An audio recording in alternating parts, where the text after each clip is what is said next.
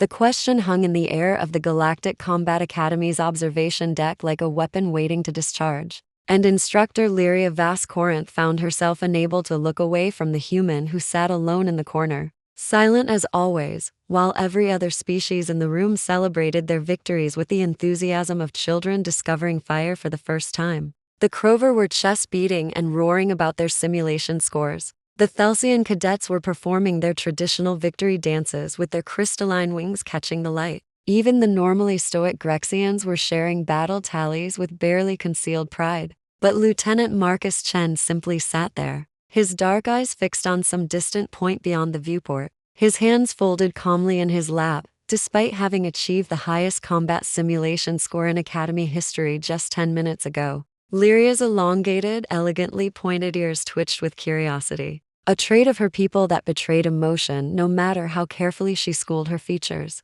And she found herself crossing the gleaming metal floor toward him before she'd consciously made the decision. Her fitted tactical pants and form-fitting academy instructor jacket making soft swishing sounds that seemed loud in her own ears. "Cadet Chen," she said, her voice carrying the melodic accent of her homeworld. "You just outperformed every student in your cohort by a margin of 37%, including cadets from species bred specifically for combat. Yet you sit here as though you've done nothing more remarkable than file a standard report." Marcus looked up at her, and for just a moment, Lyria caught something in those human eyes that made her breath catch. Something ancient and tired and infinitely sad that had no business existing in someone who couldn't be more than 25 standard years old. "It was just a simulation, instructor," he said quietly, his voice carrying none of the false modesty she might have expected, but rather a simple statement of fact. "Simulations don't mean much in the real world." She tilted her head,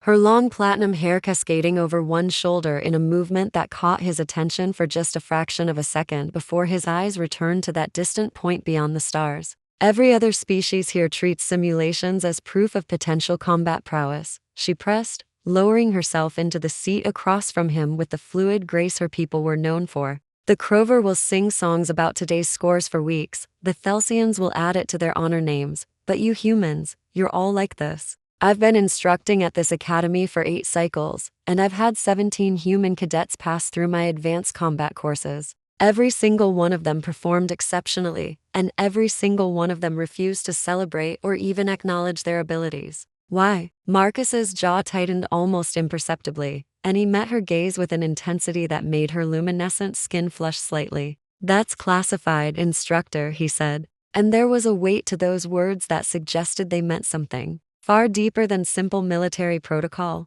Lyria Vas Korenth had not become the youngest combat instructor in Academy history by accepting non-answers, and over the following weeks, that simple word, classified, became an obsession that consumed her thoughts during training sessions, tactical reviews, and the quiet hours of her quarters when she should have been reviewing the next day's lesson plans. She began to notice patterns she'd somehow missed before, subtle things that set the human cadets apart from every other species in the academy. They trained harder than anyone else, but never spoke about it. They helped other cadets with a quiet efficiency that expected no recognition. They won simulation after simulation with the grim determination of people performing an unpleasant but necessary task, rather than the joy of warriors testing their mettle. She started pulling records, using her instructor clearance to access performance files, and what she found made those pointed ears of hers flatten against her head in confusion. Humans had been part of the Galactic Coalition for only 15 standard years,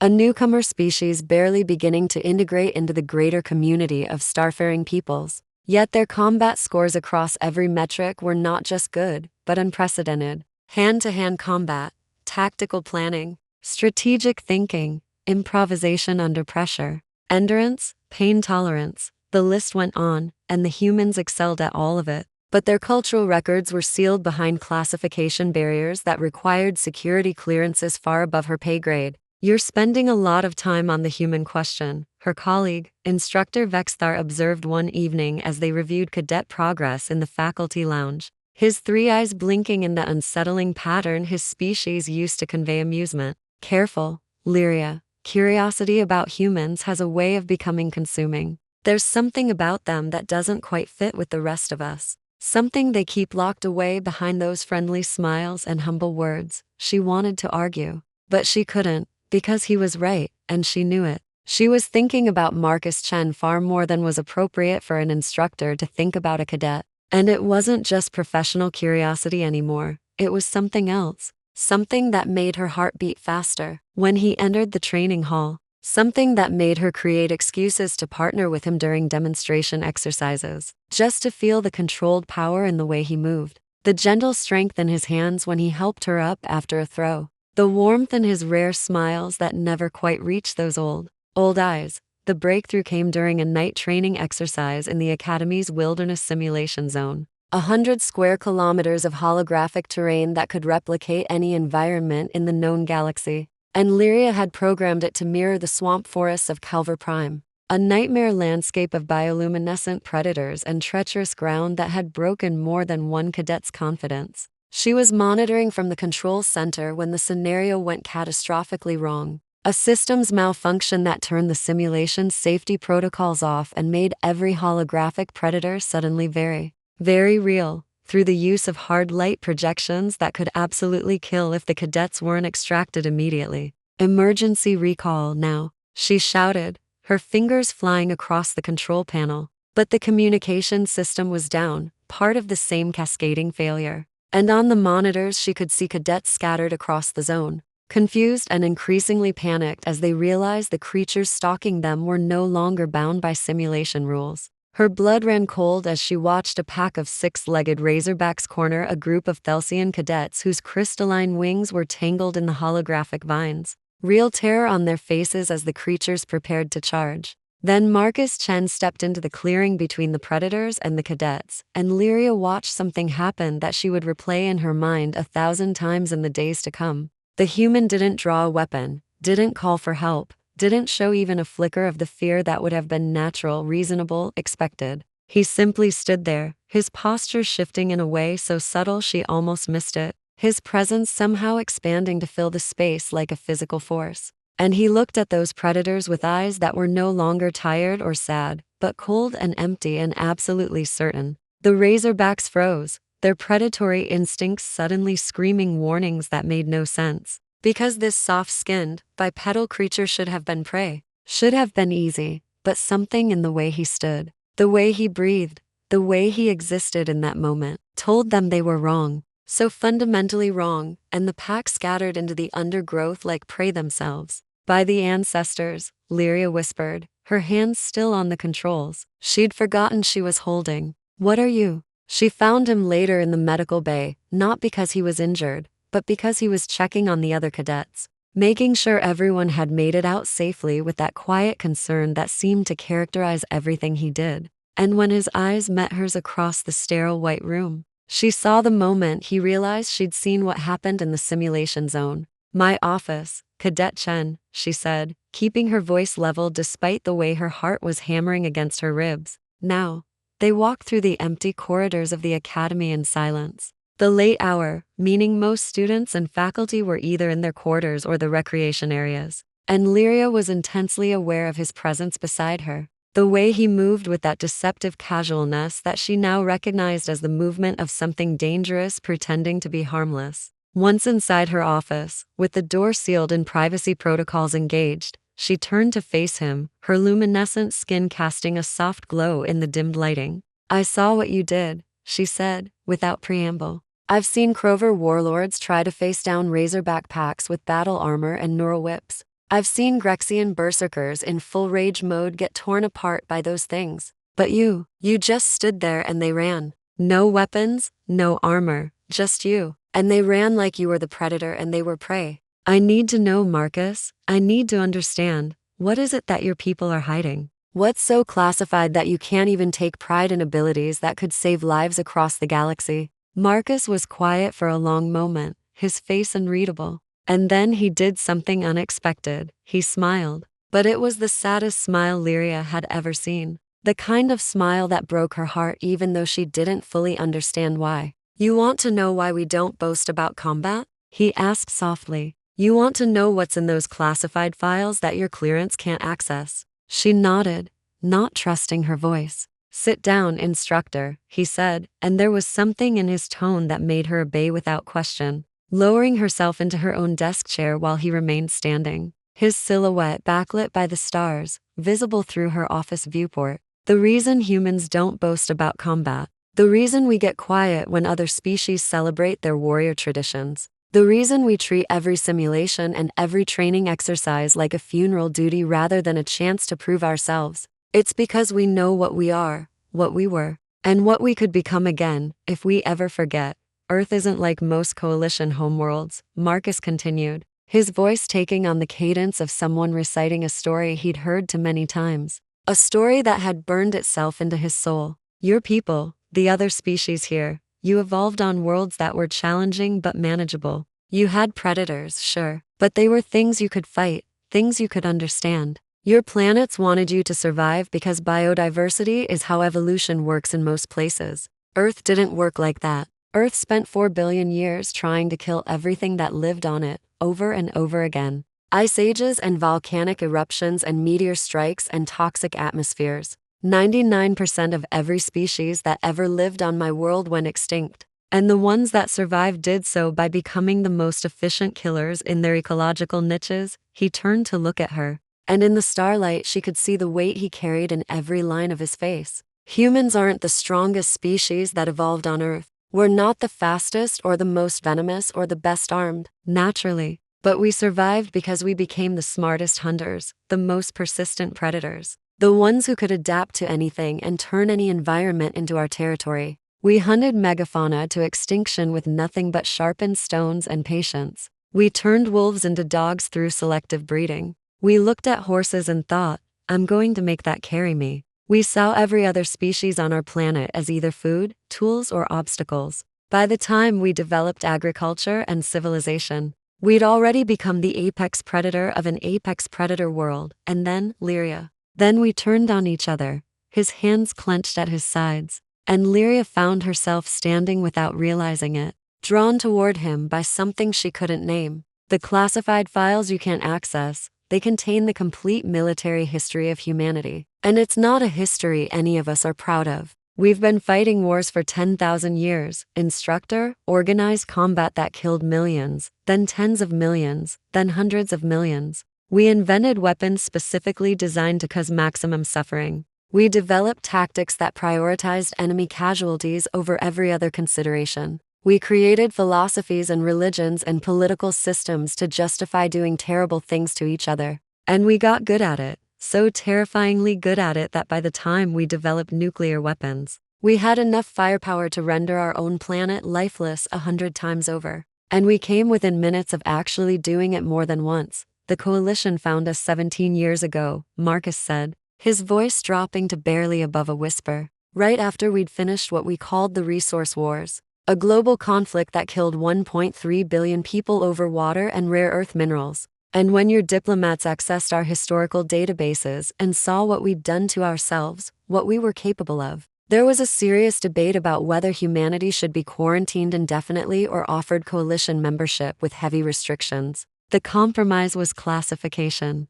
sealing our complete combat history behind the highest security protocols and allowing humans to join the coalition's military and security forces, but with specific cultural conditioning. We're taught from childhood now that combat is not glory, war is not honor, and violence is not something to celebrate, but something to grieve. A tool of last resort that should be approached with the solemnity of a surgeon making an amputation to save a life. Lyria felt tears she didn't understand, tracking down her luminescent cheeks. Her pointed ears pressed flat against her head in a display of distress she couldn't control. But you're not like that, she said, her melodic voice breaking. You're gentle and kind. You help other cadets. You smile at terrible jokes in the mess hall. You're nothing like what you're describing. Marcus's expression softened, and he reached out slowly, giving her every chance to pull away before his very human hand gently wiped a tear from her face with his thumb. The gesture so tender it made her breath catch.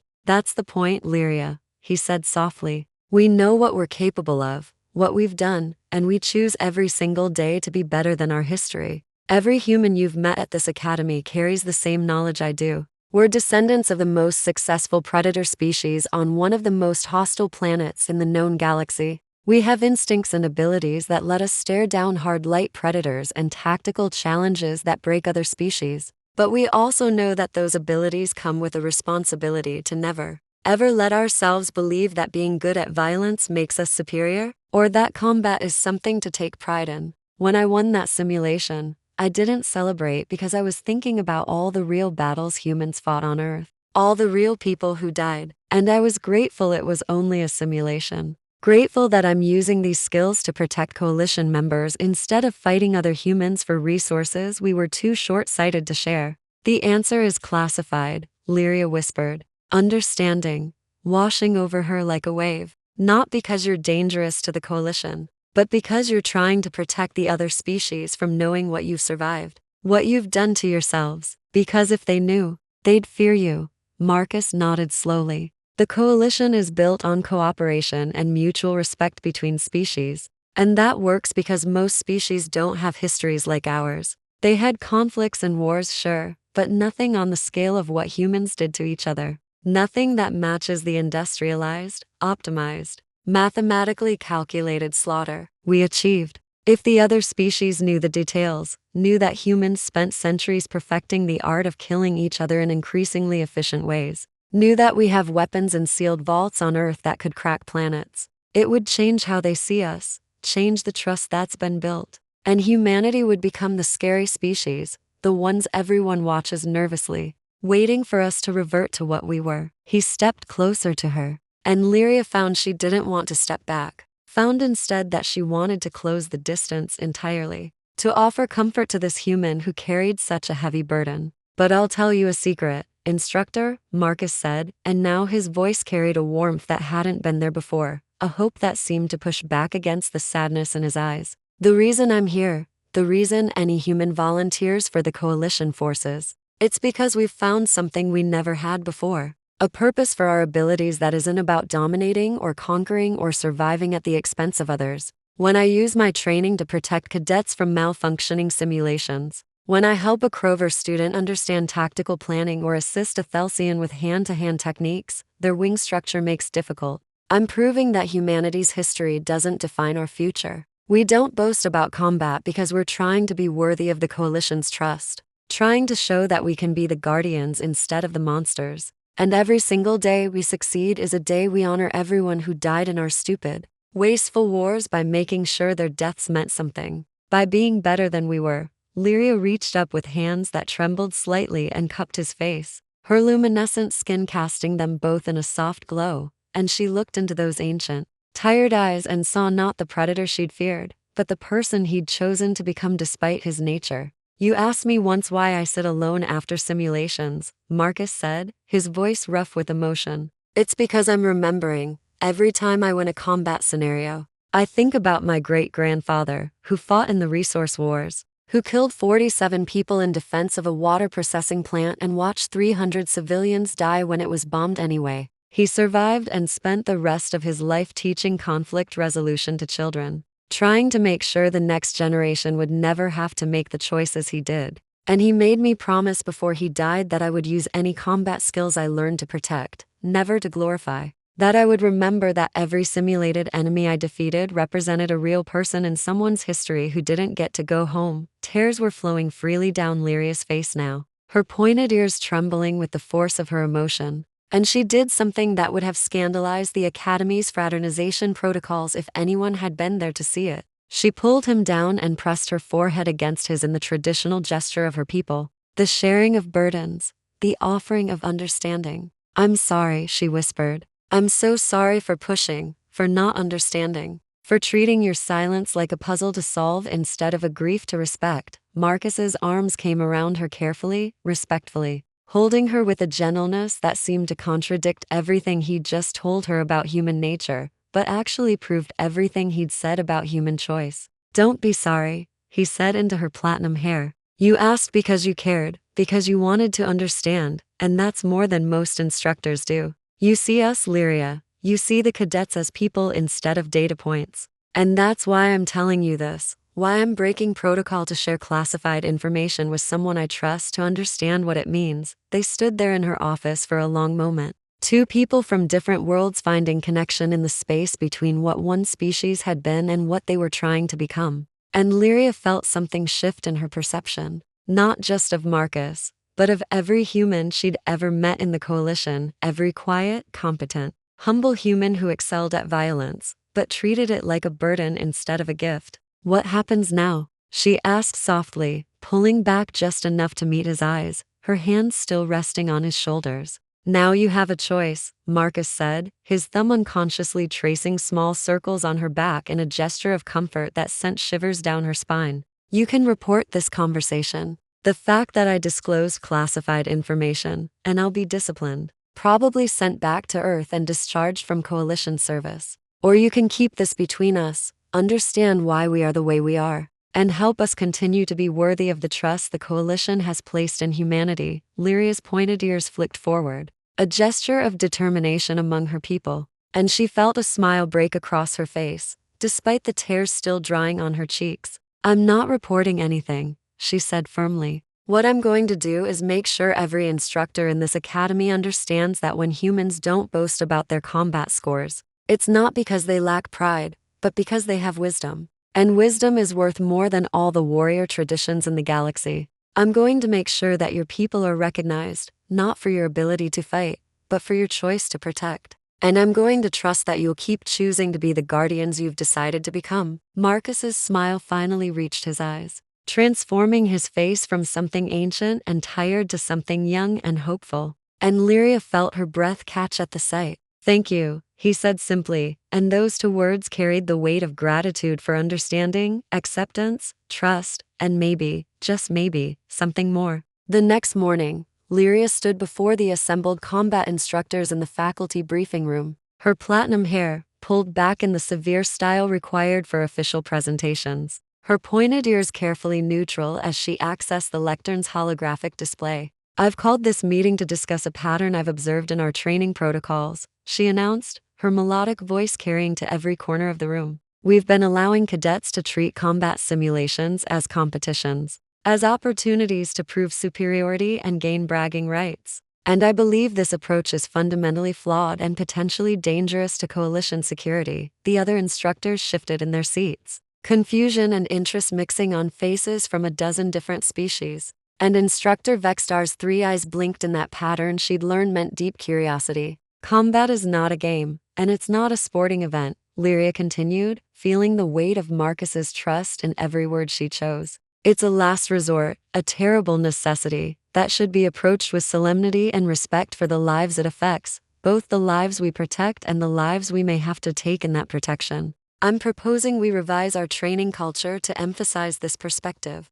to teach cadets that excellence in combat is not something to celebrate, but something to bear with responsibility and humility." She pulled up statistics, comparison charts showing how human cadets consistently outperformed their peers but also consistently demonstrated better judgment in de-escalation scenarios, better impulse control under stress, better teamwork and protection of others during exercises. "The human cadets," she said, allowing herself a small smile, "have something to teach us about the proper mindset for warriors. They understand that being good at violence doesn't make you superior, it makes you responsible. And that's a lesson every Coalition soldier should learn." The proposal passed with minimal opposition, and over the following weeks, Lyria watched the Academy's culture begin to shift. Watched cadets from species who'd built their entire identities around warrior pride start to understand that true strength lay not in the ability to defeat enemies, but in the wisdom to avoid creating enemies in the first place. And she saw Marcus watching too,